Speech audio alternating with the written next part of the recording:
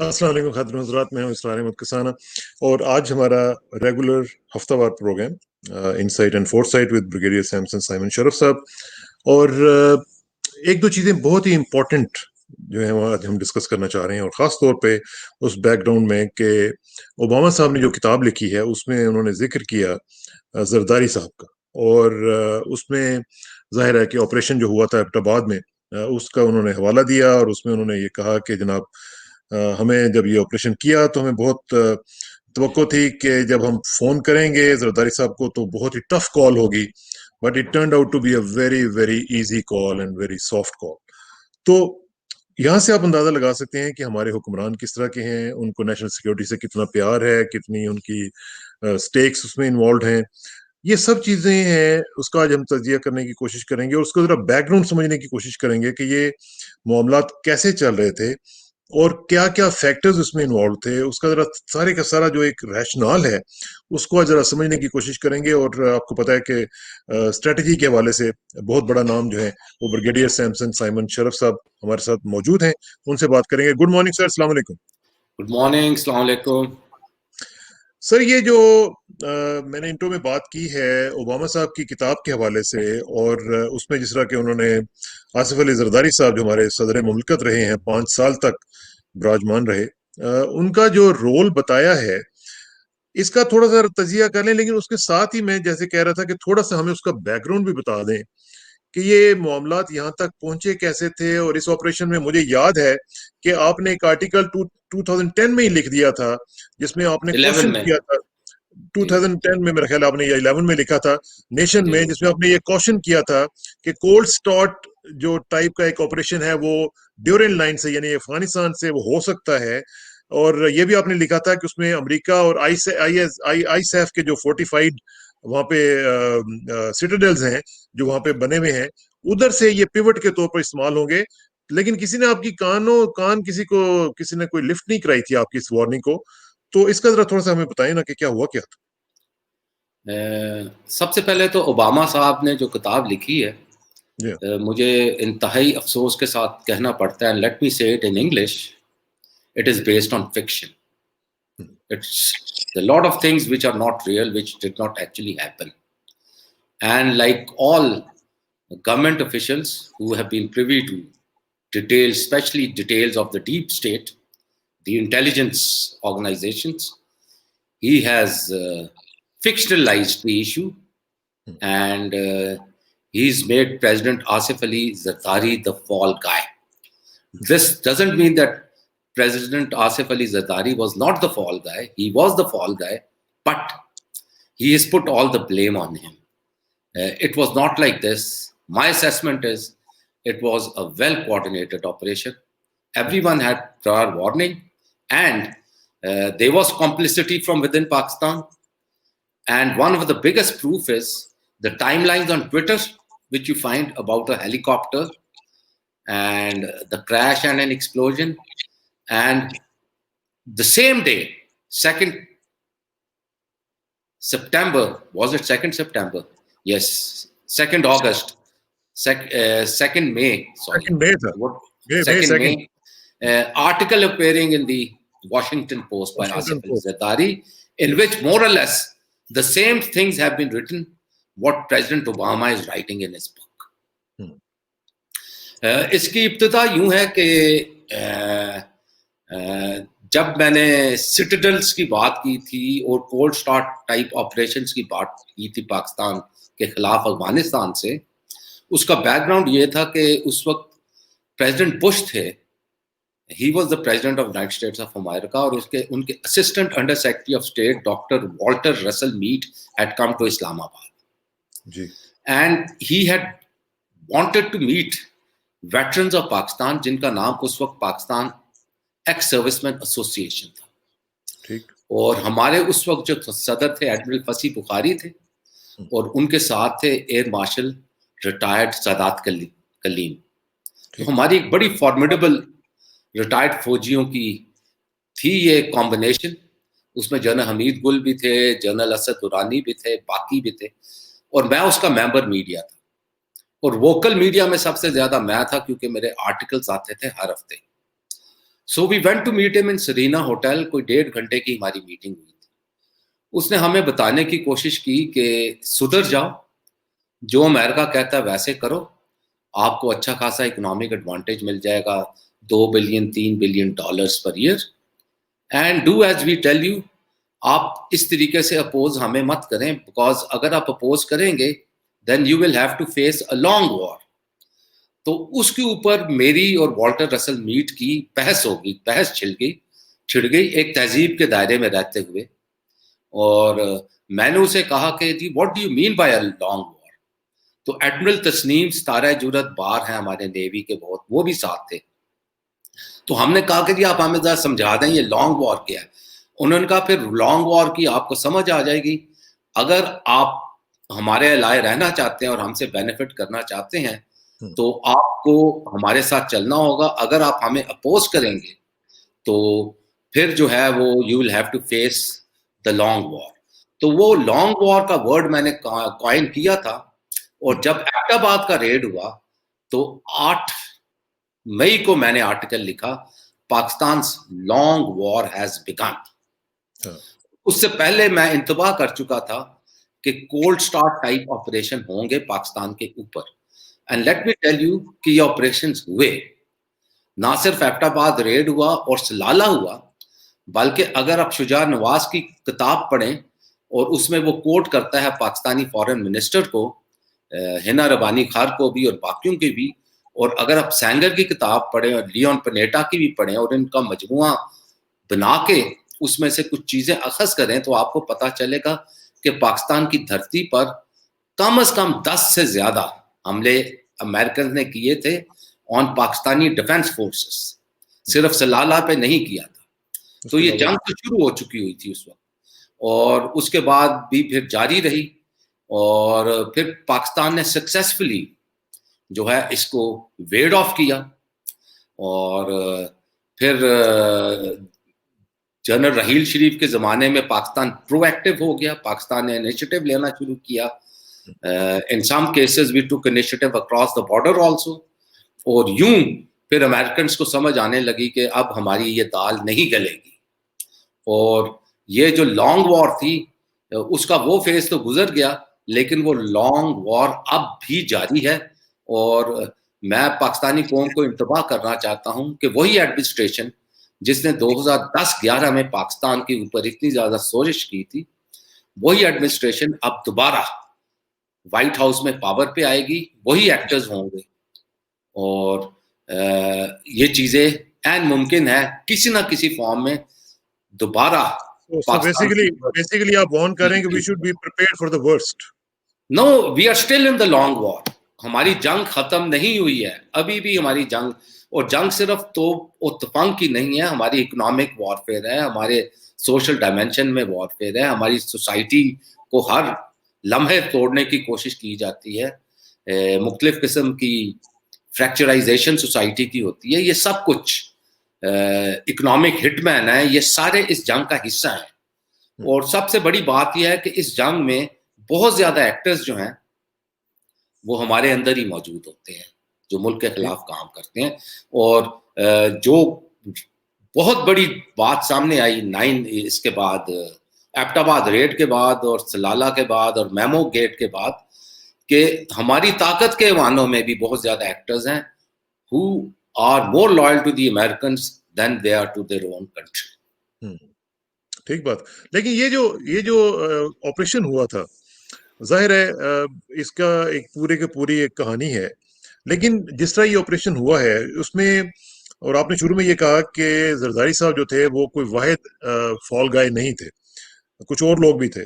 लेकिन जरदारी साहब या एस्टेब्लिशमेंट जो है, ये आप क्या समझते हैं, कॉम्प्लिसिट थी, ये शामिल थी इसमें, ऑन बोर्ड थे, या दे वर इग्नोरेंट ऑफ इट? देखें, हमें सीरीज ऑफ इवेंट्स देखने पड़ेंगे. 2011 में रेमंड डेविस का केस होता है. 22,000 कंटेनर गुम हो जाते हैं. एक कंटेनर पकड़ा जाता है, उसके अंदर से ब्लैक हॉक हेलीकॉप्टर निकलता है डिसअसेंबल्ड. फिर एबटाबाद होता है, میمو گیٹ ہوتا ہے, سلالہ کی پنشمنٹ ہوتی ہے پاکستان کی ایک پوزیشن پر, یہ ساری چیزیں چل رہی ہیں اس وقت. These are all happening. American aggression against Pakistan is intensifying, بڑھتی چلی جا رہی ہے, اور ہم چپ ہیں, ہم ریئیکٹ نہیں کر رہے ہیں. تو اس سے آپ یہ دیکھ لیں کہ کسی نہ کسی لیول پر کمپلسٹی تھی. جو میں نے شجاع نواز صاحب کو کوٹ کیا ہے, جو میں نے آصف علی زرداری کے مضمون کی بات کی ہے, جو حسین کانی کے رول کا میں نے ذکر کیا ہے, یہ ساری چیزیں ہم اکٹھی کریں تو کچھ لوگوں کو اس کے متعلق انفارمیشن ضرور تھی. اور پھر پاکستان کا جو ایئر ڈیفنس کا نظام تھا وہ کیوں نہیں ایکٹیویٹ ہوا, واٹ ور دا ریزنس, یہ ساری چیزیں. اور جن علاقوں سے وہ ہیلی کاپٹرز اڑ کے آئے ہیں وہ بڑے سینسٹیو علاقے ہیں. تو ایک کامن سینس, ایک سپاہی کی کامن سینس جو کہ حالات کا جائزہ لیتا ہے, سچویشن کا جائزہ لیتا ہے, یہ کہتی ہے کہ یہ سرپرائز حاصل نہیں کی انہوں نے, کسی نہ کسی طریقے سے ان کو ضرور فیسیلیٹیٹ کیا گیا. اور مختلف اخباروں میں, گارڈین میں, اور ایک جرنلسٹ پاکستان میں ہوتے تھے, ان کو پاکستان سے نکال بھی دیا گیا, کئی جگہوں پر آیا. اور میں نے تو 2011 میں ہی لکھ دیا تھا کہ اس کمپلسٹی کو پاکستان کو انویسٹیگیٹ کرنا پڑے گا, کبھی نہ کبھی یہ سچ. کرسٹینا لیم کو نکالا گیا تھا. نہیں, یہ ڈیکلن والش تھے. ڈیکلن والش کو بھی, اور کرسٹینا نے بھی جو اسامہ بن لادن کا جو ایک ٹکٹ اس نے جعلی فیک خریدا تھا, اس کو بھی نکالا. وہ well I don't consider her journalist, تو وہ ایکٹر کی طور پر لینے اس کو. لیکن آپ نے بہت بڑی بات کی ہے بریگیڈ صاحب, آپ نے یہ کہا ہے کہ کمپلسٹی تھی. اب اگر کمپلسٹی تھی تو اٹس کریمنل, ٹھیک ہے نا. Now let me explain you a bit کیسے. 2010 میں ہماری جو انٹیلیجنس سروسز تھیں وہ بہت فعال ہو گئیں to trace out al Qaeda elements اور ان کے سمپتائزرز پاکستان میں. اور وہ اتنے فعال, یہ وہ زمانہ تھا when we were also sharing information with CIA, اور ہم نے کچھ ایسے لوگوں کا سراغ لگایا جو کہ زندہ تھے, جو امریکنز اور CIA کے کاغذات میں مارے جا چکے تھے, and they were American nationals. اچھا. اور یہ ساری انفارمیشن شیئر کی گئی CIA کے ساتھ. اور بعد میں ایک امریکن کو ڈرون سٹرائک سے مارا گیا جس کو امریکن کہتے تھے, القاعدہ کا لیڈر تھا وہ. سوچا یہ گیا تھا کہ وہ پہلے ہی مر چکا ہے, لیکن اس کو ڈھونڈ نکالا ہماری انٹیلیجنس ایجنسیز نے, and then he was killed. تو یہ اس قسم کی جو انفارمیشن شیئرنگ ہوئی اور مختلف ٹریلز پہ انفارمیشن شیئرنگ ہوئی, اس میں یہ بعدز قیاس نہیں ہے کہ کافی زیادہ انفارمیشن جو تھی CIA کو وہ ملی جو انہوں نے اپنی سپیریئر ٹیکنالوجی کے ساتھ, اور جو بھید ریگ انہوں نے 2010-11 میں پیسے کا استعمال کیا. اگر آپ کو یاد ہو تو افغانستان پاکستان کے لیے اسپیشل فنڈنگ لی تھی CIA نے, بلینز آف ڈالرز کی اسپیشل فنڈنگ لی تھی, جس کی کھپت پاکستان میں کی گئی تھی جاسوسوں میں اور 5th کالمسٹ کے اندر. اس میں ہمارے بڑے بڑے لوگ امیر بھی ہوئے, آپ کو پتہ ہے اس کا. جی. تو یہ سب کچھ ہوا تھا. تو اسی کے اندر سے انہوں نے if we give the devil the due, اس کے اندر سے انہوں نے یہ ٹریل اخذ کر لی. This is how it happened.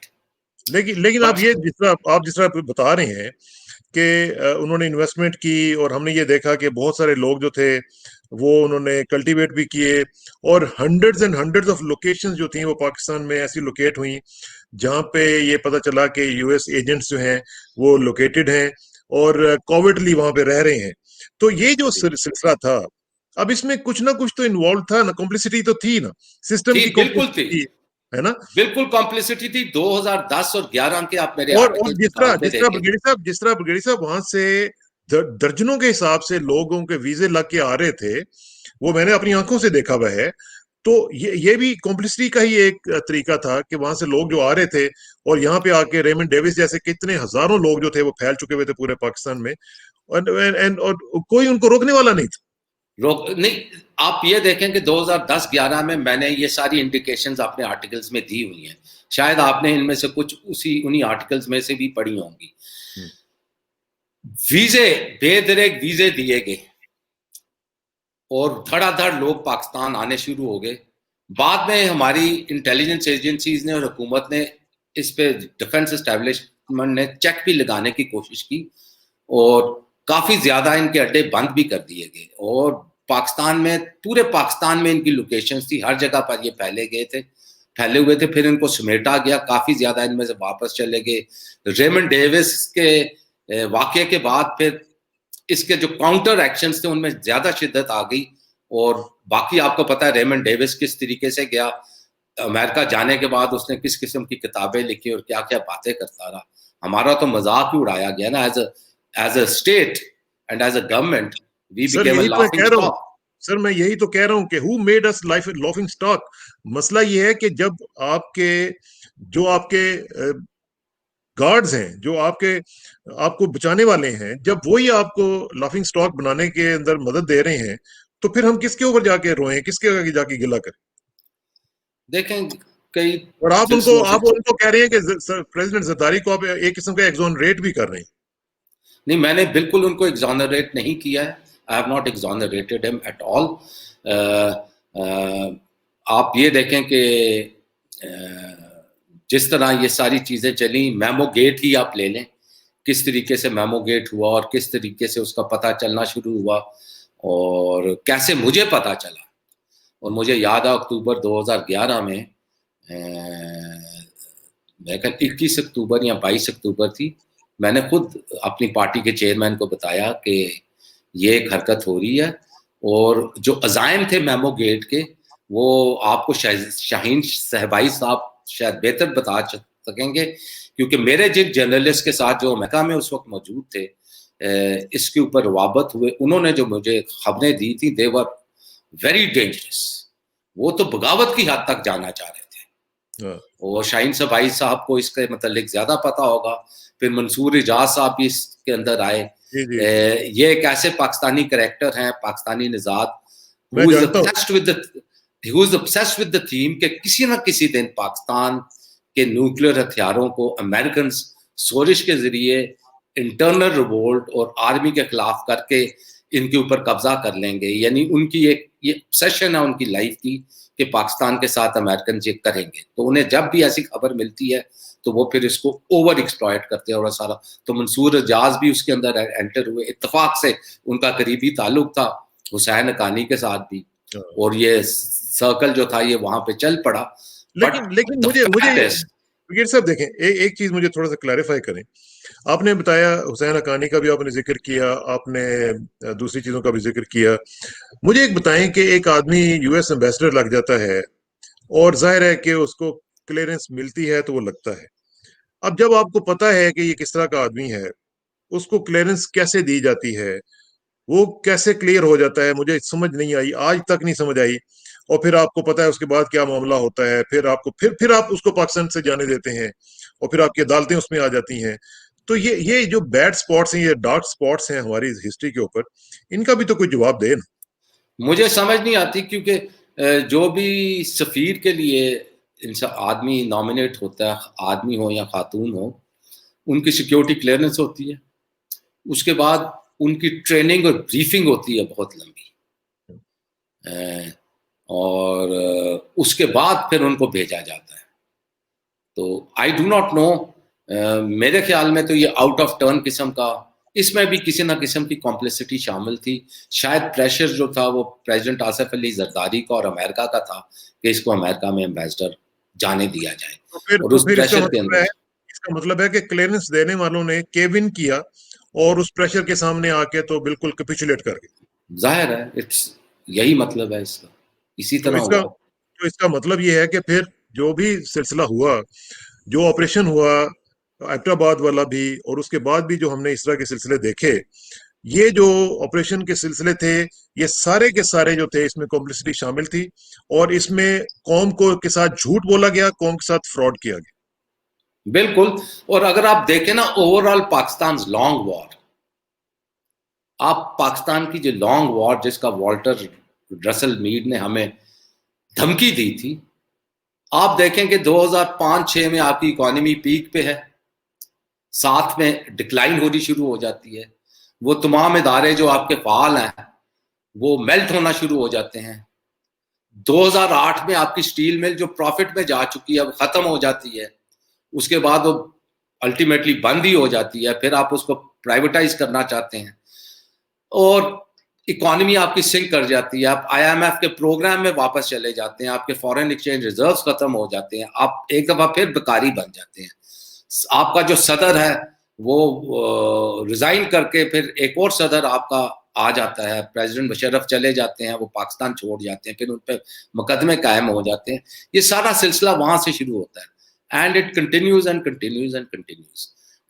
The issue is کہ پاکستان میں جو مبصر پولیٹیکل اکانومی کو سمجھ سکتے تھے انہوں نے ان ونڈز آف چینج کو نہیں دیکھا، بہت کم تھے. مجھے اچھی طرح یاد ہے امبیسڈر پاکستان کے فارن سیکرٹری بھی رہے ہیں شمشاد صاحب، جی ان کی اور میری ایک نشست ہوئی تھی لاہور میں اور وہ بڑا گرم جوشی سے ملے. اس کے بعد بھی سیمینارز میں مجھے ملے جن میں میں اسپیکر ہوتا تھا، گلے ملے میں and it look as if he loved me. تو پھر انہوں نے مجھے کہا، انہوں نے کہا کہ بیٹے صاحب I am so impressed the way you are writing for Pakistan. انہوں نے 2 چیزیں کی. اس نے کہا ابھی تو آپ NRO 1 دیکھ رہے ہیں نا، زرداری واز ان پار، جب NRO 2 آئے گا تو پھر آپ کو پتا چلے گا کہ پاکستان کے ساتھ ہوا کیا ہے. And NRO 2 was when in 2013 Nawaz Sharif won the elections through rigging. اور پھر انہوں نے اگلے 5 سال جو پاکستان کی تباہی کی وہ آپ سب کے سامنے ہے. اینڈ سو یہ دورانیہ جو ہے یہ ہمارا لانگ وار کا کافی طویل ہے، بٹ انشاءاللہ اب پاکستان سنبھل چکا ہے، we are getting out of it. لیکن برگیڈ صاحب دیکھیں، یہ جو ہے انالیسس جو ہے نا یہ اس وقت تک انکمپلیٹ رہے گا کہ جب تک ہم پن پوائنٹ نہ کریں کہ کون کون سے کریکٹرز تھے، کن لوگوں نے یہ کیا اور کیوں کیا، اور قوم کے ساتھ جھوٹ کیوں بولا گیا، ان کو سزا کیوں نہیں ملی. اور یہ آج سے نہیں ہو رہا، یہ پچھلے کئی سالوں سے ہو رہا ہے. اب دیکھیے نا، ایک کریکٹر ہم نے یہ بات کی، یہ جو آپ کے سامنے آگے ہیں. دوسرے کریکٹر اس میں سب سے بڑے جو کریکٹر تھے وہ یہ تھے. جنرل کیانی صاحب جو ہیں ان کی آپ دیکھیں کہ جو بھی ان کا جو دور گزرا ہے اس میں یہ اتنے بڑے واقعات ہوئے ہیں اور اتنے بڑے سانحات ہوئے ہیں کہ جن کے اوپر قوم جو ہے وہ شرمندہ ہوئی ہے. یہ 71 جیسے ہی سانحات ہیں آپ کے ملک کے اندر، رات کے گئے پچھلے پہر میں کوئی آ کے آپ کی تباہی پھیر جائے، اور پھر یہ بھی پتہ نہیں ہے ابھی تک ہمیں تو کہ وہاں پہ وہ تھا بھی یا نہیں تھا جس کو مارنے کے لیے وہ آئے ہوئے تھے. تو یہ ایک الگ سے کہانی ہے. تو پھر کویسچنز تو اٹھیں گے، کوئی اس کا جواب دینے والا ہے؟ ہم کس سے منصفی چاہیں؟ دیکھیں بہت زیادہ چیزیں جو ہے نا وہ پاکستان کو اپنی سلامتی کے لیے اور اپنے تاریخ کی سمت درست کرنے کے لیے آشکار کرنی ہوگی. ریمنڈ ڈیوس کا کیس ہو، میمو گیٹ کی انکوائری ہو، جو اٹیکس ہوئے ہیں پاکستانی پوسٹوں کے اوپر جن کا ذکر شجاع نواز نے اپنی کتاب میں کیا ہے.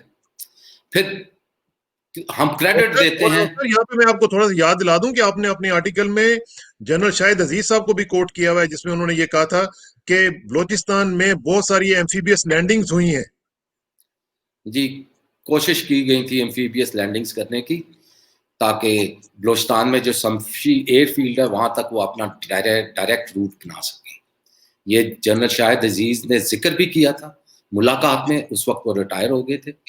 بعد میں انہوں نے انٹرویوز بھی ٹی وی پہ دیے، اپنی کتاب میں بھی لکھا. اب تو وہ ہی از نو مور دیر، اللہ تعالیٰ کو پیارے ہو گئے ہیں.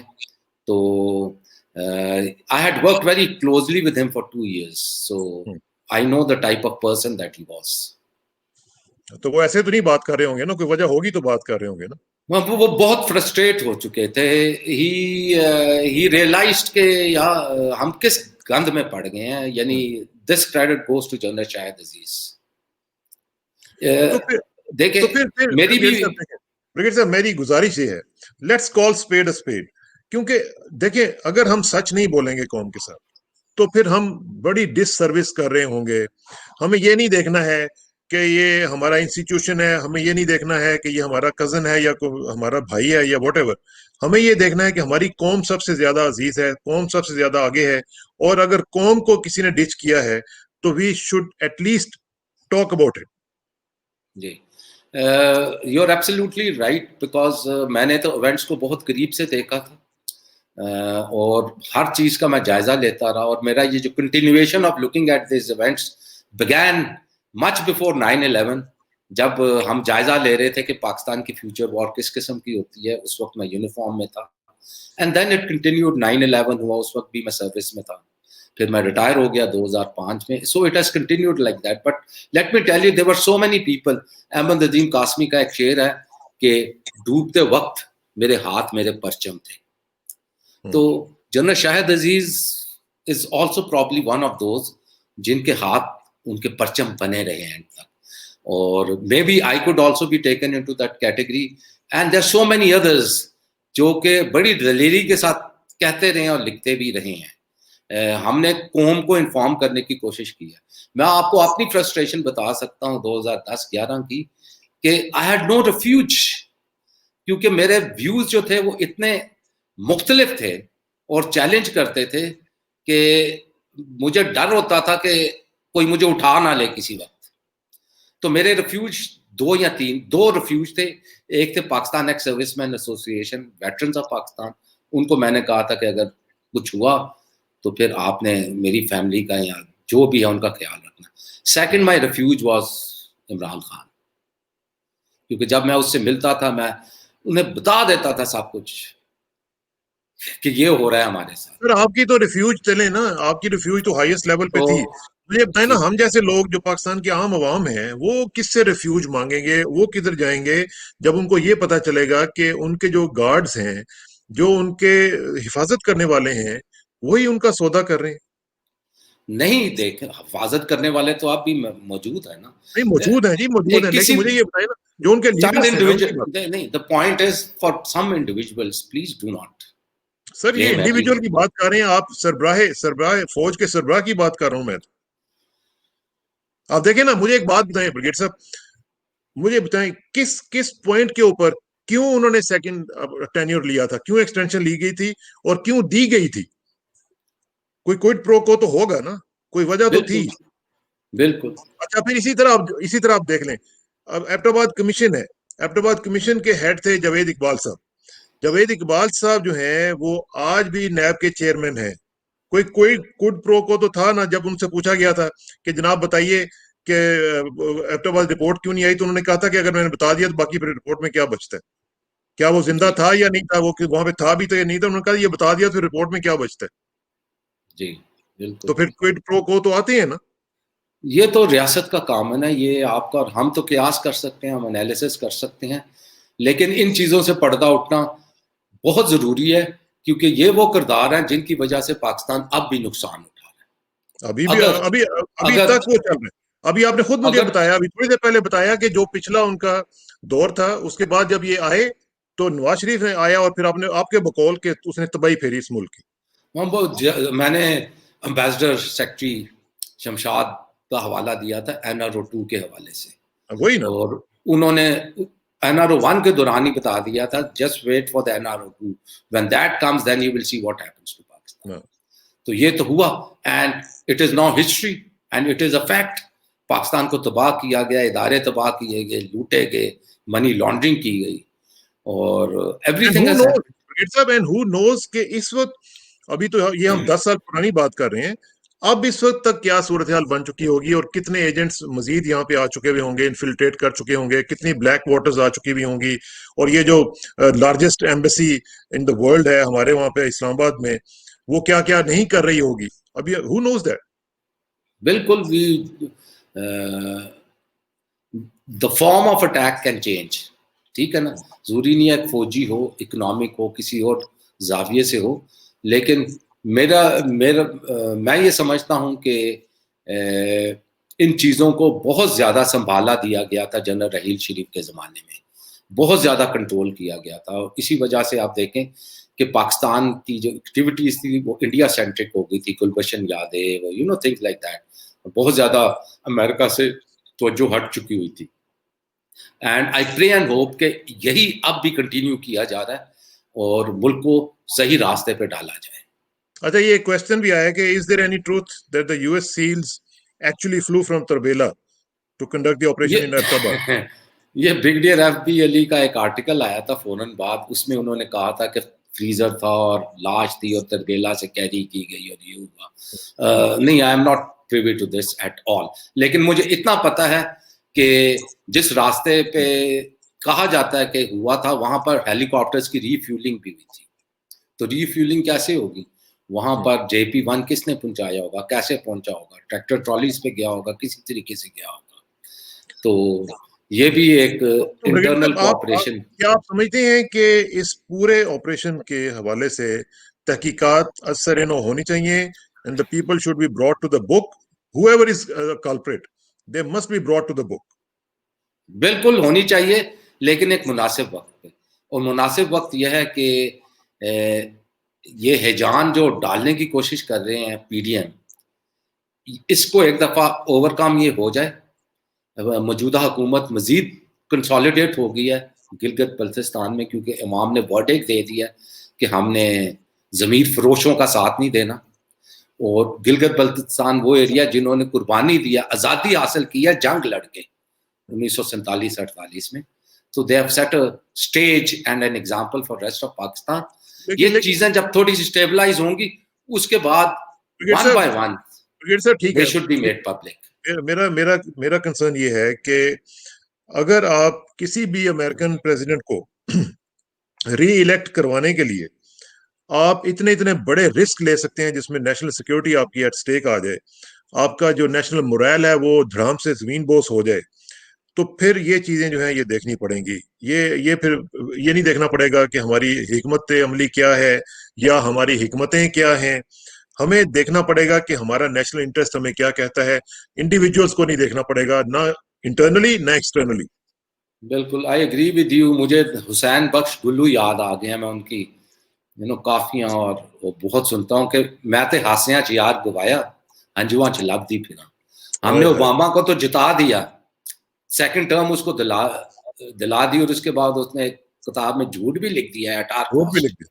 اور یہ ہمارے آنسو جو ہے وہ خشک نہیں ہو رہے. میں ہمیشہ یہ اپنے دوستوں کو کہتا ہوتا ہوں, ان کے اوپر آپ اگر ٹرسٹ کرو گے یہ آپ سے کام بھی لے لیں گے اور آپ کو جوتے بھی ماریں گے. جی دیکھیں نا, کتابی شکل میں انہوں نے بڑا اچھا سلوک کیا ہے آصف زرداری صاحب کے ساتھ, جو کہ شاید میرا خیال ویل ڈیزروڈ بھی تھا. اور آپ دیکھیے کہ کیسے کیسے لوگ جو تھے, اور جو ان کا الائے تھا, ہاں جو ان کا ally friend, absolutely non NATO major US ایلائی.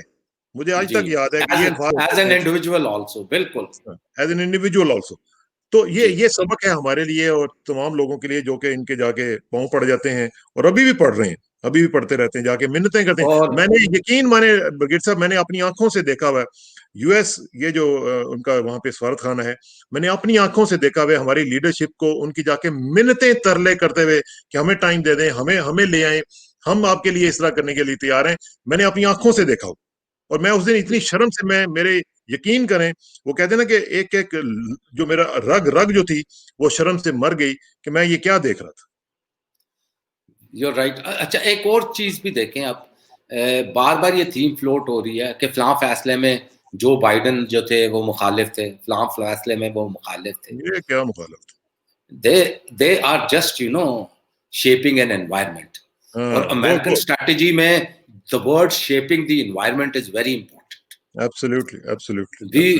We have to be very firm. Pakistan نے جو پیراڈائم شفٹ کیا ہے اپنی نیشنل انٹرسٹ کے لیے اور اپنی ڈیفینسو انٹرسٹ کے لیے, اپنی سیکیورٹی کے لیے, اسٹریٹجی کے لیے, اس پہ ہمیں فرم ہونا پڑے گا. اور اس پوری گڑبڑ میں بہت لوگ ایکسپوز ہوئے, صرف پاکستان کے اندر سے لوگ ایکسپوز نہیں ہوئے, باہر سے بھی ایکسپوز ہوئے. وہ ممالک جن کا ہم سمجھتے تھے کہ وہ خادم حرمین شریف ہیں اور مسلم امہ کا منبع ہیں, وہ بھی ایکسپوز ہو گئے ہیں, اتنی برے طریقے کے ساتھ ایکسپوز ہوئے ہیں. یعنی آپ یہ دیکھ لیں, ان میں سے کہہ رہا ہے کہ مسجد اقصیٰ تو یروشلم میں آئی نہیں ہے, یہاں تک بھی وہ گر گئے ہیں to please America and to please Israel. تو دوست اور دشمن ہمارے جو ہے نا بالکل کھل کے ہمارے سامنے آ رہے ہیں. And we have to be very careful. Pakistan کی نیشنل انٹرسٹ, پاکستان فرسٹ, زبردست پاکستان, ان لائنوں پہ ہمیں ہر وقت سوچنا پڑے گا. بالکل سوچنا پڑے گا. بہت بہت شکریہ بریگیڈیئر صاحب. انشاءاللہ رابطہ رہے گا, اور اللہ کرے کہ پاکستان کے جو دشمن ہیں ان کے مقابلے میں ہم ایک اتفاق اور اتحاد اور یگانگت کے ساتھ ان کا مقابلہ کر سکیں. یہ مجھے بھی اور بریگیڈیئر صاحب کو بھی پتہ ہے ناظرین کہ شدید اٹیک ہوتا ہے پاکستان کے اوپر. ابھی بھی انڈر اٹیک ہیں ہم لوگ. جس طرح ابھی بریگیڈیئر صاحب نے کہا کہ لانگ وار شروع ہو چکی ہوئی ہے اور وہ ابھی تک چل رہی ہے. It is still on. تو we have to be prepare for it. تو انشاءاللہ اس کے اوپر مزید بات کریں گے, اور اگلے ہفتے مزید نئے ٹاپکس کے ساتھ آپ کے ساتھ گپ شپ ہوتی رہے گی. بہت بہت شکریہ بریگیڈیئر صاحب. اور آخر میں دعا کہ میری عزت کے لیے کافی ہے کہ میں تیرا ہی بندہ ہوں, میرے فخر کے لیے کافی ہے کہ تو ہی میرا پروردگار ہے. تو بالکل اسی طرح جس طرح میں چاہتا ہوں مجھے بھی اسی طرح بنا دے جس طرح تو چاہتا ہے. سپردم بتم آئے خیچرا تو دانی حساب کم و بیچرا. مجھے اس راکسانہ کو بریگیڈیئر سیمسن صاحب کے ساتھ اجازت دیجیے. جلدی ملاقات ہوگی انشاءاللہ. اللہ حافظ. ایک کلیریفیکیشن, آپ کا تھیم پیچھے چینج ہے آج پاکستان کا جھنڈا ہے. یہ جو بیک گراؤنڈ ہے یہ پاکستان کا جھنڈا ہے, اور اس میں منورٹیز بھی ریپرزینٹ ہو رہی ہیں اور میجورٹی بھی ریپرزینٹ ہو رہی ہے. اور میجورٹی منورٹی کا میں کانسیپٹ پہ بلیو ہی نہیں کہ ویسے کرتا, لیکن یہ ہے کہ پاکستان ہمارا سب کا ایک ہے. ہم سب برابر ہیں, ہم سب ایک دوسرے کے ساتھ پیار کرتے ہیں اور اس ملک کے ساتھ پیار کرتے ہیں.